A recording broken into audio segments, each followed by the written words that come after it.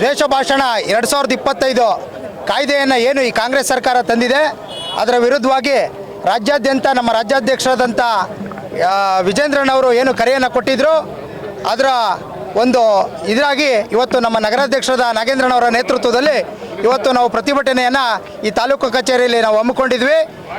ಏನು ಈ ಕಾಯ್ದೆಯನ್ನು 10 ವರ್ಷಗಳ ಕಾಲ ಜೈಲು ಶಿಕ್ಷೆ ಹಾಗೂ 1 ಲಕ್ಷ ದಂಡನ ವಿಧಿಸುವವರೆಗೂ ಕೂಡ ಬಂದಿದೆ.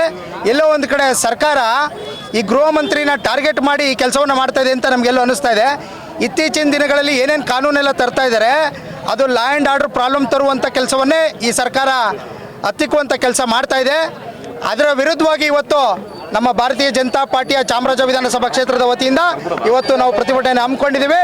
ಈ ಪ್ರತಿಭಟನೆ ಯಶಸ್ವಿಯಾಗಿ ನಾವು ಪೂರೈಸಿ ಈಗ ನಾವೇನು ನಮ್ಮ ತಹಸೀಲ್ದಾರ್ಗೆ ನಾವು ಮನವಿಯನ್ನು ಇವತ್ತು ಕೊಡೋರಿದ್ದೀವಿ ಅಂತ ಹೇಳೋಕ್ಕೆ ನಾನು ಇಚ್ಛೆ ಪಡ್ತೇನೆ.